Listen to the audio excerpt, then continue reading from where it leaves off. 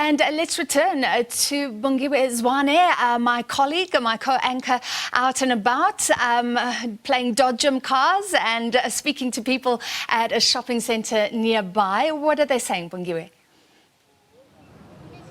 All right, Francis, we're back again, and this time I've got students with me, and one of them is Bongiwe Zwane, who is a student who'll be telling us about, what he heard from the speech and how he would like some of it to be dealt with. Bongiwe, what stood out for you when you were listening to the minister this afternoon?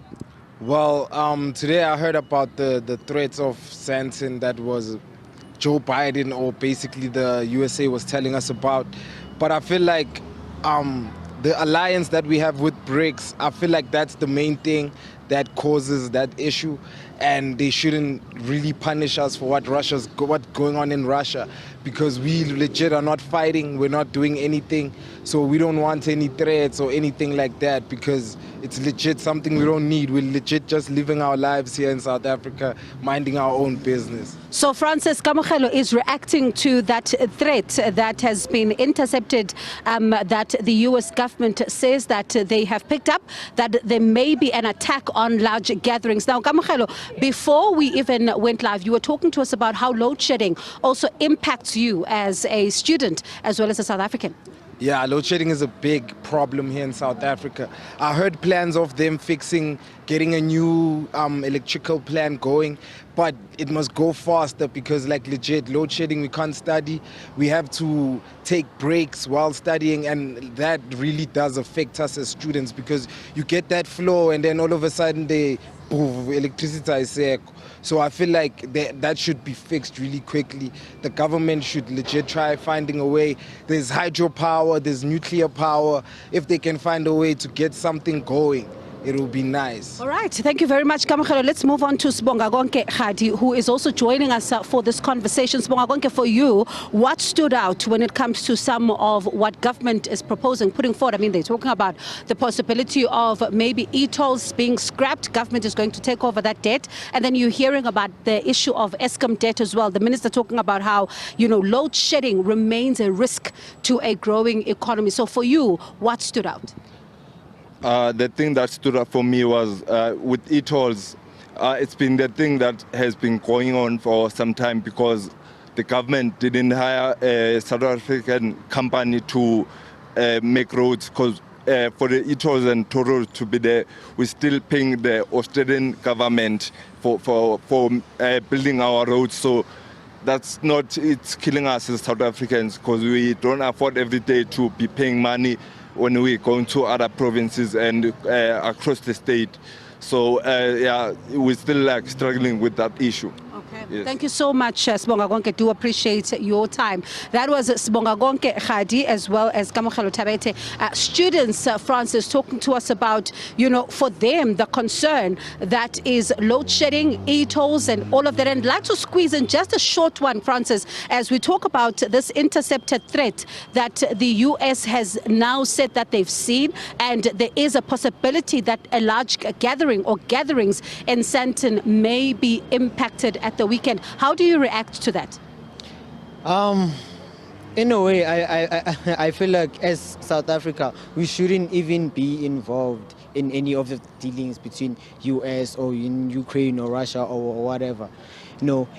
It sort of feels like an attack to us, not as a country, but us as a continent. Because now, why, when something happens up there in the north, are we affected?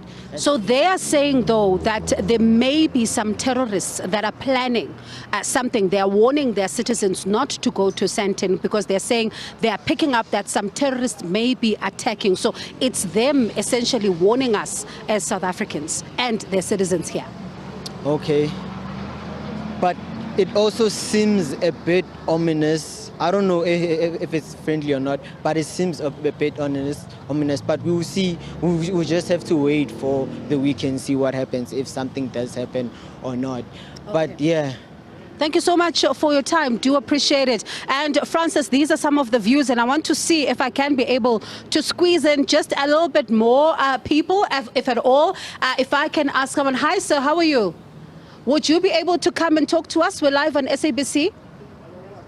I will tell you just now, the minister was delivering his medium-term budget speech, and they're talking about the issue of load shedding and how they want to address that as a country. So maybe you can share with us your views.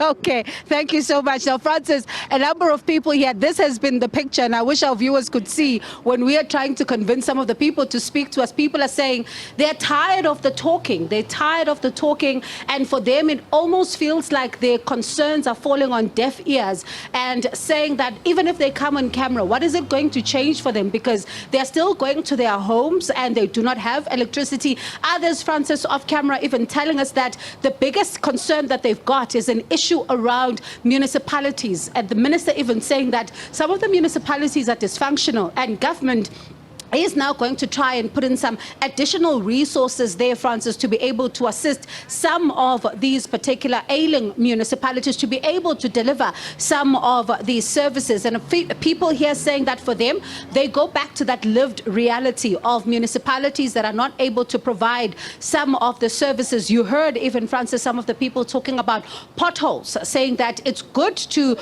deal with the issue of e-tolls, but what are you going to do about the state of the road?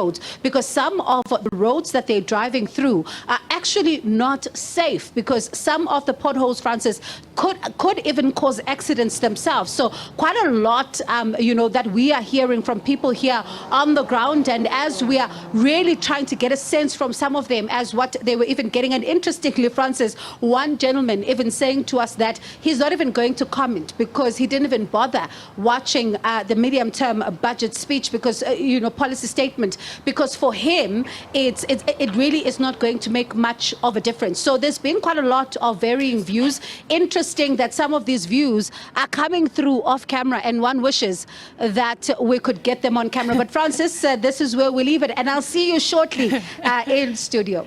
Thank you, Bongiwe. She will be heading back to studio indeed. And yes, the finance minister is saying that they're focusing on stabilizing service delivery over the next 3 or so years. And that's really where it bites, where it affects people on the ground, saying that municipalities have to be bolstered. We'll see how that pans out. I can tell you that we spoke to an investment analyst earlier, an economist, saying that this is a good news budget. And the rand is seemingly reacting very well.